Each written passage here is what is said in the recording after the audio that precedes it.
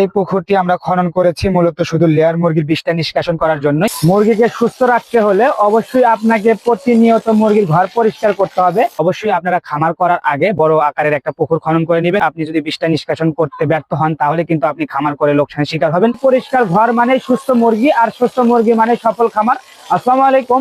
অনেকে আমাদের কাছে জানতে চান আমরা কিভাবে মুরগির ঘর পরিষ্কার করি বা আমরা কয়দিন পর পর ঘর পরিষ্কার করে থাকি। আমরা প্রতি একদিন পর পর আমাদের লেয়ার মুরগি ঘর পরিষ্কার করার চেষ্টা করি, তবে কারণবশত একদিন দুই দিন ব্যতিক্রম হতে পারে। তবে প্রতিনিয়তই কিন্তু আমরা সর্বোচ্চ মাঝখানে একদিন বাদ রেখে আমরা প্রথম দিন ঘর পরিষ্কার করলে দ্বিতীয় দিন না করে আবার 3 নম্বর দিনে আমরা ঘর পরিষ্কার করার চেষ্টা করি।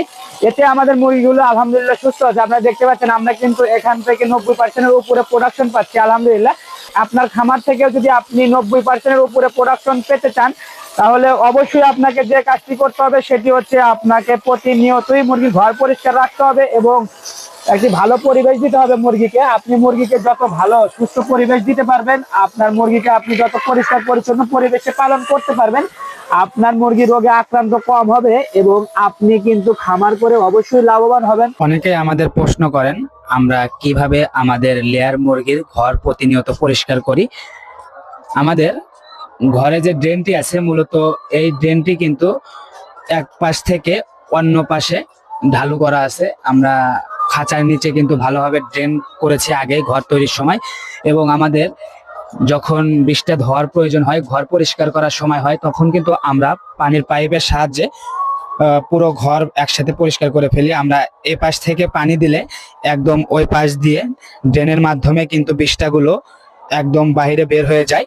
আপনারা দেখতে পাচ্ছেন এ পাশ দিয়ে কিন্তু আমাদের একটা ড্রেন আছে, ড্রেনের মাথায় কিন্তু আমরা পাইপ দিয়ে রেখেছি, এবং আমরা যখন ওই দিক থেকে যখন বিষটা ধোয়ার জন্য পানি ব্যবহার করব, ওই দিকে যখন পানি ছেড়ে দেব তখন কিন্তু ধীরে ধীরে বিষটাগুলো পানির সাথে গড়িয়ে কিন্তু এই পাইপ দিয়ে বাইরে বের হয়ে যাবে। আমাদের ঘরের পিছন দিয়ে কিন্তু আমরা এইরকম ড্রেন করেছি, যদিও আমাদের ড্রেনটা এখনো পাকা করা হয়নি, আমরা ড্রেন এখনো এরকম কাঁচাই রেখেছি। আমরা এইভাবেই এই ড্রেন দিয়ে কিন্তু মূলত আমাদের যে বিষটাগুলো আছে সেই বিষটাগুলো এখান দিয়ে আমরা গড়িয়ে নিয়ে যাওয়ার চেষ্টা করি আমাদের পুকুরের দিকে। বিষটাগুলো কিন্তু গড়িয়ে সোজা আমাদের পুকুরে নিয়ে আসি। আমরা আপনাদের দেখাবো আমাদের পুকুরটা। আপনারা অনেকে আমাদের কাছে জিজ্ঞেস করেন আমরা কিভাবে বিষটাগুলো ড্রেনেজ করি এবং আমরা কিভাবে বিষটা নিষ্কাশন করি। মূলত আমাদের এখানে যে পুকুরটি দেখতে পাচ্ছেন এই পুকুরে কিন্তু আমরা বিষটাগুলোকে রাখি। আমাদের এই পুকুরটি আমরা খনন করেছি মূলত শুধু লেয়ার মুরগির বিষটা নিষ্কাশন করার জন্যই। আপনারা যারা লেয়ার খামারে আছেন বা লেয়ার খামার করবেন বলে ভাবতেছেন, অবশ্যই আপনারা খামার করার আগে বড় আকারের একটা পুকুর খনন করে নেবেন। আর যাদের নষ্ট পুকুর আছে তাদের তো আরো ভালো, তাদের এক্সট্রা করে কোনো পুকুর খনন করতে হবে না। তবে অবশ্যই লেয়ার খামার করার আগে আপনাদের বিষটা নিষ্কাশনের জন্য ব্যবস্থা করা জরুরি। আপনি যদি বিষটা নিষ্কাশন করতে ব্যর্থ হন তাহলে কিন্তু আপনি খামার করে লোকসানের শিকার হবেন। আপনার খামার কিন্তু কখনোই অগ্রগতি হবে না। ঘর তৈরির সময় যদি আমরা ড্রেন না করতাম তাহলে কিন্তু এভাবে এত সহজে আমরা বিষটাগুলো নিষ্কাশন করতে পারতাম না বা বিষটাগুলো আমরা পুকুরে নিয়ে যেতে পারতাম না। বিষটাগুলো আমরা এই জন্য নিয়ে যেতে পারতেছি কারণ আমরা ঘর তৈরির সময় ভালোভাবে মেজারমেন্ট করেছি। আপনারা যারা লেয়ার খামার নতুন করতে যাচ্ছেন, আপনারা যারা নতুন ভাবে লেয়ার মুরগি পালন করতে যাচ্ছেন, যারা এর আগে কখনো লেয়ার মুরগি পালন করেন নাই বা তাদের কোনো অভিজ্ঞতা নাই, তারা অবশ্যই বিজ্ঞানসম্মত ঘর তৈরি করার চেষ্টা করবেন।